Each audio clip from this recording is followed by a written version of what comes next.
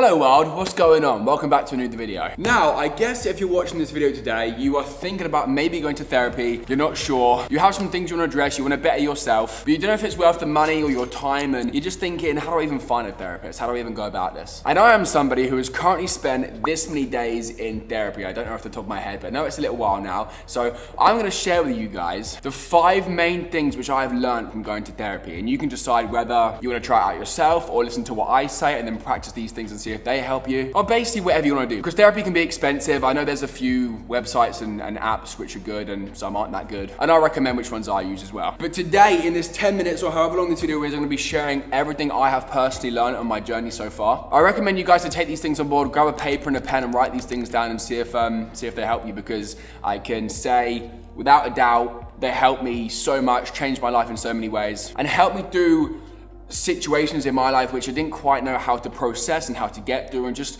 how to deal with in general. And it was making me somebody who I didn't like, and I just wanted to fix myself and learn really about life and myself and what it meant to put my life in a trajectory which I'm happy with, and I'm excited for life, and yeah, I'm just proud of myself overall in general. So that's what this video is, so welcome to this video. The first thing I learned from all my time in therapy was your thoughts are not always the truth. We have so many thoughts as humans, and we just presume because we think them, they are exactly real, they're the truth, there's what happened, this is what's gonna happen, but it's never real. The amount of times we as humans take a situation and think so far into the future and trying to process it and all this, that, and the other. But really what you need to do is just take some time to understand that you're just being overwhelmed by these negative thoughts because maybe things you've seen, or maybe how you've grew up, or maybe how you've seen things go before with your mum and your dad, whoever it may be. You presume it's gonna happen to you. No, that does not have to be your life. You have to learn to detach from your brain a little bit and understand that when a thought comes into your brain, you have the choice to observe it and go, okay, is this something I wanna attach myself with, or is it a just passing thought? I need to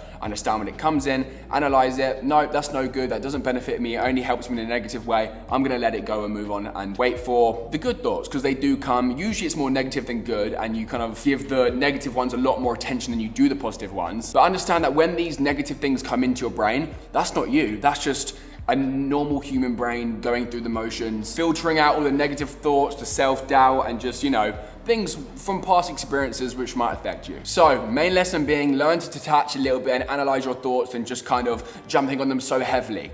Relax, it's okay, that's not you. You're just going through the motions, take some time, analyze it, breathe, see what it's offering you. Is it good, is it bad? You decide, and yeah, choose if you want to identify with that thought or not, because everyone has bad thoughts, The second one being, now I was in denial with this one for a little while, and that's that your past affects you a lot more than you think. If I'm getting a bit personal, I grew up without a dad most of my life. I never really thought it affected me or cared, because I had other things around me, like a great mum and nan and granddad's support system. But when I went to therapy, it helped me discover that even though I didn't think it was bothering me, I was doing things in my life which definitely stem from not having that figured out. And I didn't even realize. I was so unopen to the idea. I was just, there's no chance I'm fine. Like, everyone around me, I'm fine. But actually, there's things in your past which massively affect you way more than you can imagine. And you need to have an open mind to be honest with yourself about, okay, what's happened in my past which isn't, the perfect way of growing up or whatever it may be, or there might be a trauma you've been through or an experience. And you have to learn to forgive what happened to you. You just have to understand that it's okay and things happen,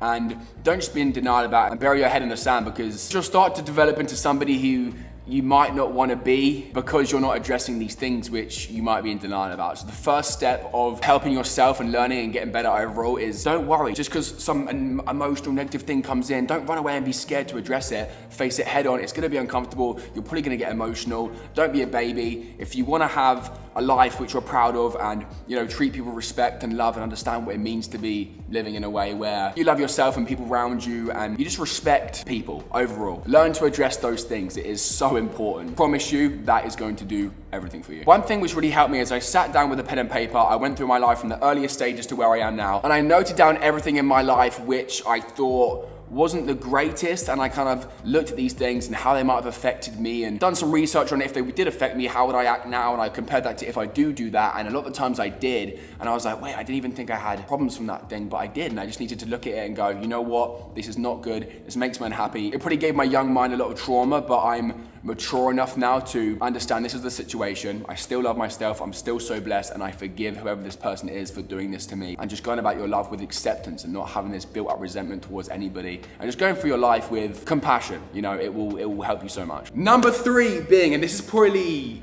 the most important one on the list, and which I've learned, and that's that you can't control everything, but the one thing you can control is how you react to what happens. I used to be so angry, especially, and I still am, you know, some of the times. It's definitely a journey. It's not something you learn and it's done, okay? It's not like that. That's not what therapy is. It's a journey. Therapists just give you the tools you need to understand what's going on. They don't fix you. I mean, you're not broken in the first place. Everyone has their things they need to work on, but it didn't fix me or make everything fine. It just gave me the tools and the maturity and the understanding to approach these things and start to learn how to work through them, because it's not an overnight thing. It takes time, and that's what I've learned. You can't control people or the past or random events in your life. Sometimes things happen which are just awful, and they leave us with all these feelings of resentment and upset, and you're just angry, and you build up this whole thing inside you which you never let go because you're too scared to talk to people or even cry or this and that or speak to friends, and you just have this whole thing where you can't let go. So you build up this whole thing inside you, which I was doing for so many years.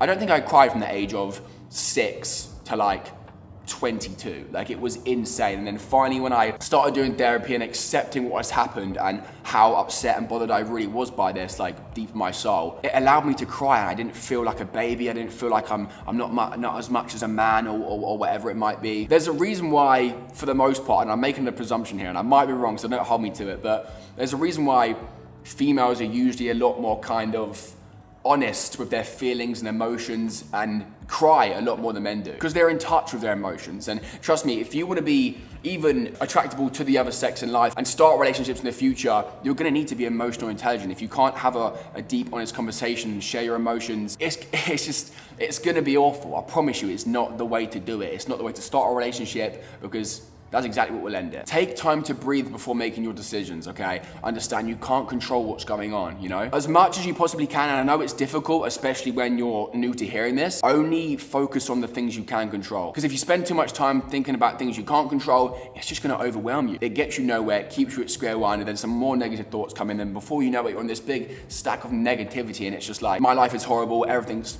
awful, now I'm gonna go eat bad food, and I'm not gonna go to the gym, and I'm just gonna snowball on this trajectory of not the person you want to be, basically. So understand you can't control everything. Stop trying so hard. Relax, take a breath. What can you control? What's happened? And just understand that this part of your life is a part of a chapter which is a bit interesting. You don't want your story to be boring and, oh yeah, one day I woke up, went to the honey fields and everything was incredible. No, you're gonna have to go ups and downs and learn and process and take time to reflect. And if you're not willing to do that, promise you, you'll stay at square one, definitely, like I was for many years. Number 4, boundaries are the key to a happy life. Stop worrying about pleasing everybody. Sometimes you just have to put yourself first. If it isn't helping you and it isn't making you feel good and it isn't making you feel like you're somebody who you're proud of, I get if you're going out your way to help somebody and it's a bit, annoying, that's different. I'm talking about when your friends hit you up on the weekend going saying, yo, should we go get drunk and do this, that? Listen, if you're not in the right headspace to do that, if you want a better life for you and start,